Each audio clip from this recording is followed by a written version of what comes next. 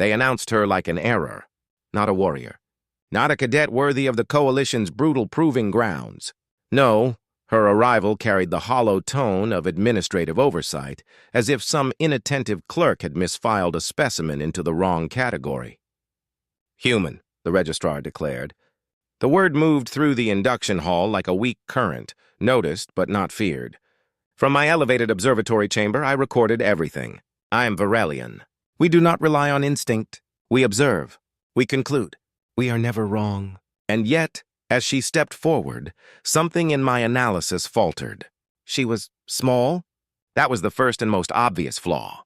Around her stood the towering frames of Coalition cadets, massive exoskeletal brutes from Korth, scaled warforms from Ilis, gravity-adapted titans whose mere presence distorted the air with weight and dominance.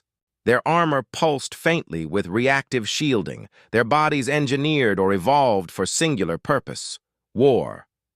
And then there was her. No armor, no visible augmentation, no biological reinforcement detectable through standard scan frequencies. She looked breakable. A ripple of amusement passed through the assembly. One Korth cadet emitted a low, grinding laugh, an expression of ridicule. Others followed in subtler ways. A tilt of the head, a dismissive shift in stance, a predator's instinct recognizing something beneath notice. Humans. Our records classified them as mid-tier endurance organisms. Adaptable, yes. Persistent, perhaps, but fragile, inefficient in direct conflict. Survivors, not conquerors. She should not have been here. And yet she walked forward, not hesitantly, not defiantly, but with a measured, controlled pace that did not match the expectations assigned to her species. Her gaze moved, not nervously, not aimlessly, but deliberately, mapping, calculating. I adjusted my sensory focus, increasing magnification. Her eyes tracked everything: entrances, elevation points, weapon placements, instructor positions, even the micro-delays in the automated security drones hovering along the chamber perimeter. She was not looking at the room. She was reading it. That was unusual. Subject file retrieval, I commanded. The data appeared in my interface, partially restricted, an immediate anomaly. Cadet-level entrance did not warrant classified documentation. Species, human, origin, Sol 3. Classification, Deathworld, Level 7. That alone demanded attention. But it was the next entries that disrupted expectation. Environmental adaptability, extreme. Stress response, non-linear. Combat conditioning, undefined. Undefined? That is not a classification. That is an absence of understanding. I leaned forward slightly, a gesture I had not performed in cycles. Around her, the murmuring continued. She will not last the first trial. Why admit such a specimen? A demonstration, perhaps. A warning of inadequacy. Their assumptions were logical. They were also premature. The instructors entered then, silent, imposing figures whose authority required no display. Even the largest cadets shifted subtly, acknowledging hierarchy. One of them paused as his gaze fell upon the human. There it was, a fraction of a second. Interest. Cadets, the lead instructor announced, his voice amplified across the chamber. You stand at the threshold of elimination. This academy does not train soldiers. It reveals them. A pause. Most of you will fail. His gaze flicked briefly toward the human. Some of you will not survive. Silence followed. Heavy. Anticipatory. The first trial was announced. Observation and reaction speed. A basic test. For most species, it was routine. A calibration of reflexes, a demonstration of baseline combat readiness. For the unprepared, it was fatal. The chamber floor shifted as platforms emerged. Target drones activated, their surfaces shimmering with adaptive camouflage. Environmental variables began to fluctuate. Light distortion, auditory interference, gravitational inconsistencies. Controlled chaos. The cadets moved into position. Massive figures clad in reactive armor, their systems syncing with the arena's parameters. Weapons unfolded, shields calibrated, and among them, she stepped forward. Still unarmored, still exposed. A mistake, I concluded. It had to be. No organism without augmentation could survive the initial barrage. The drones alone would overwhelm her sensory capacity within seconds. And yet, she flexed her fingers. A small movement, almost insignificant. But I magnified the gesture, isolating it within my analysis. There was familiarity in it, not fear, not tension, recognition, like a predator remembering the shape of its claws. My internal processes slowed, an involuntary reallocation of attention. Why? Why would a creature so clearly outmatched display no visible signs of distress? The countdown began. A low hum built within the chamber as energy systems reached peak output. The drones shifted, aligning targeting matrices. The environment destabilized further, introducing unpredictable variables. Around her, the other cadets prepared for impact, bracing, powering shields, locking onto targets. She did none of these things. She simply stood, watching, waiting, calculating. For the first time since my assignment to the High Command, I experienced something that did not fit within recorded parameters. It was not fear, not yet, but it was close. A deviation, a warning signal without defined cause. The countdown reached its final moment, and as the chamber prepared to unleash controlled destruction upon every cadet within, I recorded an instinct I had never before associated with my kind. Caution. The signal triggered. The test began, and the human moved. The arena did not begin with violence. It began with pressure. The moment the activation signal triggered, the very laws governing the chamber shifted. Gravity surged first, sharp, immediate, crushing. Several cadets staggered as the weight of the world multiplied without warning, their armored frames compensating with mechanical whine and reactive stabilization. The human did not stumble. That was the first anomaly. From my vantage, I increased sensory resolution, isolating her movements against the chaos unfolding. Around her, the terrain restructured itself. Smooth alloy floors fracturing into jagged, uneven stone formations, reminiscent of high-risk deathworld environments. Spires erupted upward. Fault lines split open beneath careless footing. Then came the wind. Not air as we define it, but a corrosive current, laced with particulate agents designed to degrade armor integrity over time. It screamed across the field, tearing at exposed surfaces, reducing visibility to fractured glimpses of motion and shadow. And finally, the predators. Drones deployed in synchronized waves, their forms shifting mid-flight, adapting in real time to movement patterns. Some mimicked aerial hunters, others skittered low across the terrain, their targeting systems already calculating trajectories of destruction. This was no test. This was controlled extinction. The cadets responded as expected. Force met force. The Korth charged first, their massive frames ignoring the gravitational strain, smashing through terrain with raw power. Energy weapons flared to life, tearing drones from the sky in bursts of incandescent violence. Others activated defensive fields, choosing endurance over mobility, weathering the assault through sheer resilience. They fought the environment. They resisted it. They tried to dominate it. And they began to fail. Because the arena was not something to conquer. It was something to survive. I shifted focus back to the human. She had already moved. Not forward, not into the conflict, but along its edges. Low to the ground, her posture minimized against the wind's force. Each step was deliberate, placed with a precision that suggested pre-calculation rather than reaction. Where others expended energy in defiance, she conserved it, flowing between hazards instead of colliding with them. At first, I categorized it as hesitation, a prey response, avoidance. But the longer I observed, the more the pattern fractured. She was not avoiding the fight. She was observing it.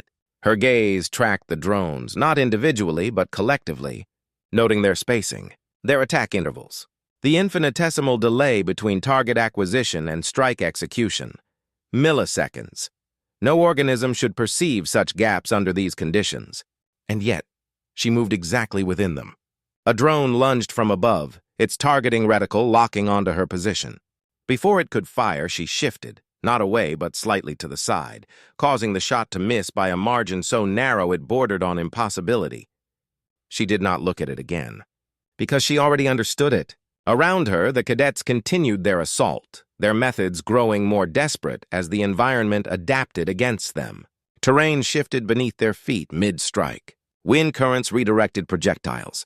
Drones recalibrated faster than brute force could compensate. Then the first fall.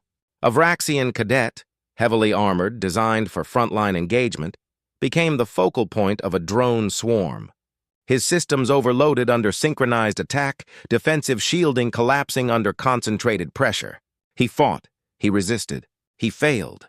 His armor ruptured under repeated impact, systems failing in cascading sequence. He dropped to one knee, then another. The drones closed in, efficient, merciless, final. The human was closest. I marked the distance. She could escape. Easily. Her position placed her outside the immediate targeting cluster. A simple redirection of movement would preserve her survival probability. That is what logic dictated. That is what every other cadet would have done. She did not leave. She moved toward him. My analysis stalled. Why? There was no advantage to this action. No strategic gain, only increased risk. And yet she accelerated. Not recklessly, not impulsively, precisely. Her path cut through the chaos at an angle that intersected with the drone swarm's outer perimeter. She did not engage them head-on. Instead, she targeted the edges, disrupting formation rather than confronting strength. One strike, a single drone fell, its flight pattern collapsing. Not destroyed through force, disabled through accuracy. Another movement, faster now. She stepped into a blind zone between two attack vectors, her timing exact.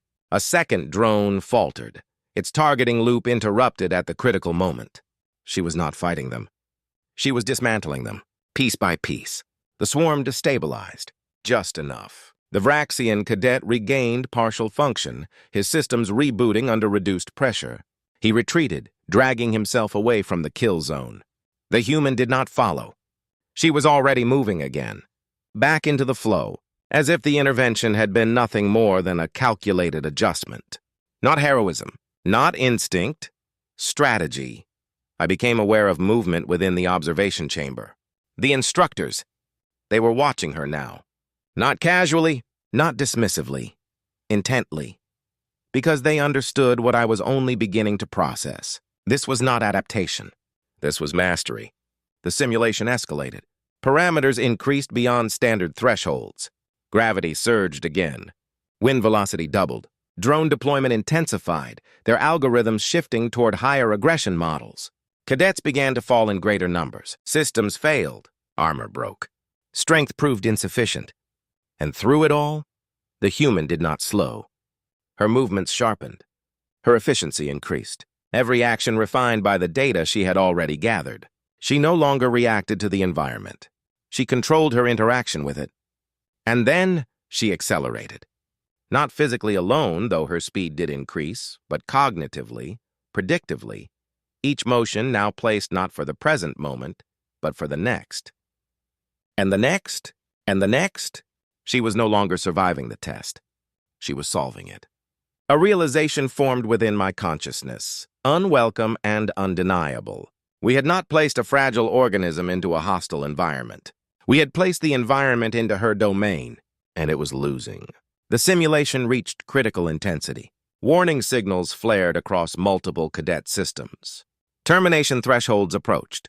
But my focus remained singular, because at the center of the chaos, the human moved as though it all made sense. And for the first time, I questioned something fundamental. Not about her, but about us. Had we misunderstood what strength truly was? The answer did not come. Because the test was not over, and something within the system was beginning to change. Something reacting to her. Something that had started to learn. And if it adapted, then the next phase would not be a test. It would be a hunt. Mockery did not disappear. It evolved. The halls of the academy pulsed with voices, low, sharp, defensive. Where there had once been laughter, now there was tension wrapped in ridicule. Luck, one cadet insisted. Faulty simulation, another argued. But beneath the noise, quieter thoughts spread like a hidden infection. What if she wasn't the anomaly? What if we were wrong? I tracked her again. No celebration, no acknowledgement of survival. She stood alone, reviewing combat data. Every movement dissected, every inefficiency corrected. There was no pride in her expression. Only focus. That was unsettling. A group of elite cadets approached, larger, stronger, engineered for dominance. Their tone carried the remnants of superiority, but it rang hollow now. "You avoid direct combat," one of them said. "You survive by running." She did not react. "You rely on patterns," another added. "Against real opponents, that will fail." Silence. She listened, analyzed, and then she turned away. No argument, no defense, no need. The announcement cut through the tension. Next evaluation, close quarters combat. No external support. The arena doors opened, a proving ground where strength decided everything. The elites stepped forward immediately, confident, eager, certain. The human followed without hesitation. And as they entered the arena together, I observed something that had not existed before. Not in her, in them. A fracture, small but undeniable. For the first time, they were not entirely sure they would win. The arena sealed. No wind, no shifting terrain. No variables. Only combat. This time, there would be no environment to blame. Only strength. The first opponent stepped forward, a towering mass of reinforced muscle and engineered bone. Every movement radiated certainty. This was his domain. He attacked immediately, fast, heavy, relentless. The human retreated. To the untrained eye, it looked like weakness, evasion, delay. The audience leaned toward the inevitable conclusion. She could not win. But I was no longer untrained. I saw the pattern forming. She was not retreating. She was collecting. Every strike that narrowly missed her revealed something. Speed, reach, timing. Every overextension added to her understanding. She let him commit, fully, and then the shift. So small it nearly escaped detection. A fraction of imbalance. A step forced just slightly too far. His weight misplaced for less than a second. She moved. One precise counter. No wasted motion. No hesitation. He fell. Silence consumed the arena. Not shock. Recognition. The second opponent entered differently. Cautious. Watching her now. This fight was faster, sharper, more dangerous. He adapted. So did she. Blows landed this time. Real impact, real damage. Her body absorbed punishment that should have slowed her. It didn't. Pain did not break her rhythm. It refined it. Every hit became data. Every mistake corrected in real time. The fight ended not with dominance, but inevitability. He fell, and she remained, breathing harder, marked by damage, but standing, unbroken. And as the silence deepened, I recorded a conclusion I could no longer deny. Human was not a sufficient classification. It was an underestimation, and we were only beginning to understand the cost of that error. The instructors broke protocol. I knew it the moment the arena failed to reset. "This is no longer standard evaluation," one of them signaled, privately but not privately enough. 3 doors opened. 3 elite cadets stepped in. Together. This was not a test. This was correction. The assumption was clear. No unaugmented organism could survive coordinated force. What she had shown so far would be erased here, overwhelmed, contained, disproven. The signal triggered. They attacked as one. No hesitation, no ego. Perfect synchronization. Angles covered. Escape routes denied. Pressure constant. For the first time, she was forced back. Not strategically, not by choice. Relentless aggression drove her into continuous motion.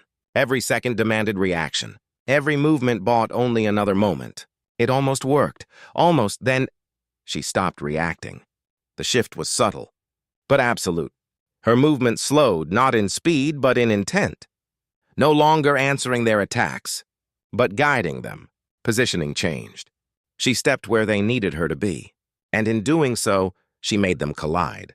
A mistimed strike, a blocked path, a fraction of interference between allies. Small errors, growing, spreading, their coordination fractured. She didn't overpower them. She dismantled them. One misstep became an opening. One opening became a fall. Her breathing slowed.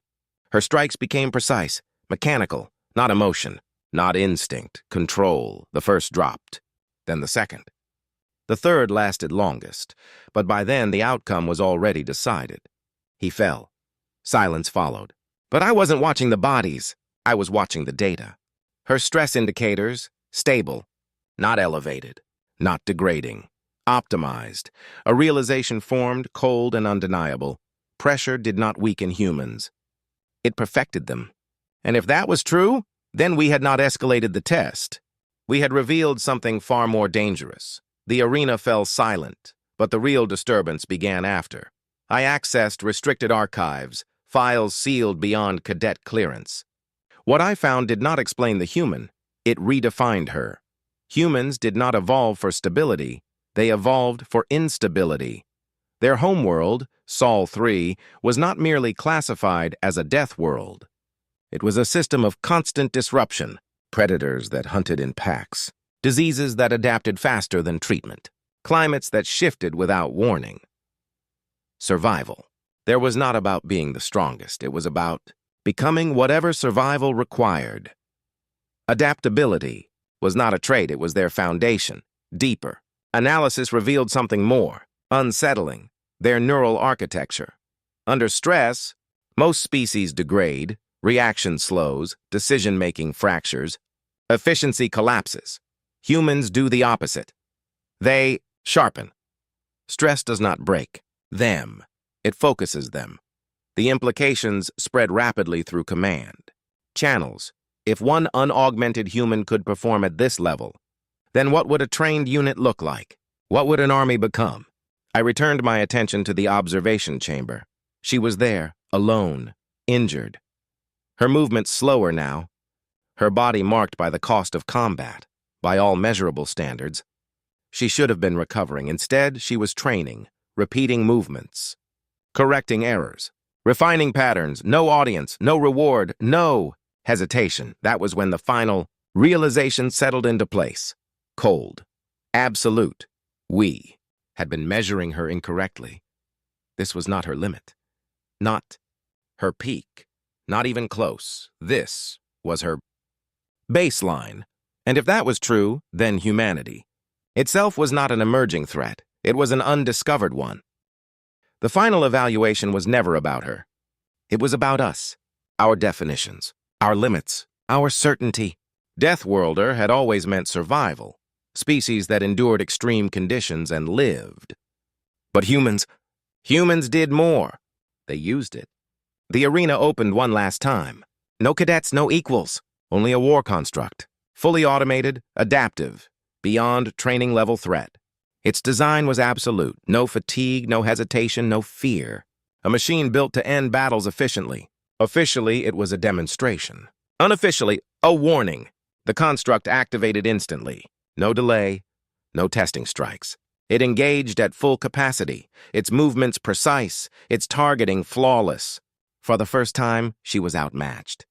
Every advantage she had used before dissolved. The construct did not overextend, did not miscalculate. It learned from every exchange in real time, and it did not stop. The fight dragged on, brutal, relentless. Each movement cost her more now. Her body slowed. Her reactions strained. Damage accumulated faster than it could be ignored. She made mistakes and corrected them instantly. She adapted faster than the machine. By the time it recalibrated, she had already changed her approach. Again and again. Not perfect, never perfect, but persistent.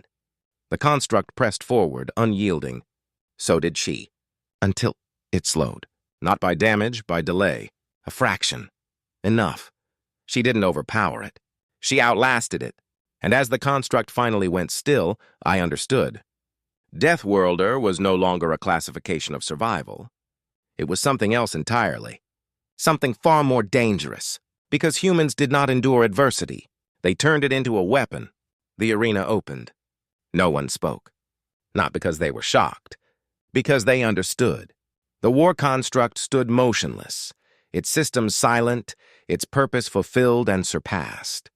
Around it, the scars of the battle marked the cost of what had just occurred. And at the center, the human. She was still standing. Not untouched, not victorious in the way our doctrines defined victory. Her body bore damage, her breathing uneven, her posture carrying the weight of exhaustion. But she remained. That was enough. The metrics confirmed it instantly. Projected limits exceeded, performance thresholds broken, survival probabilities rewritten. This was not a statistical anomaly. It was a correction. The instructors watched her now. No longer with curiosity, no longer with dismissal. Something else had replaced it, respect, or something dangerously close to fear. From my observation chamber, I finalized my report to the High Command. Not speculation, not theory. Conclusion: humans are not the strongest. They are not the fastest. They are not the most durable. But they are the most dangerous, because they do not stop. I watched as she turned from the arena. No celebration, no acknowledgement of what she had done, only movement. Forward, as if this, everything we had witnessed, was merely one step in a process only she fully understood. That was when clarity settled in. Absolute, unavoidable. This was not the end of her story. Not even close. This was the beginning. Not of her rise, but of our realization. And for the first time since this observation began, I did not feel curiosity. I felt concern.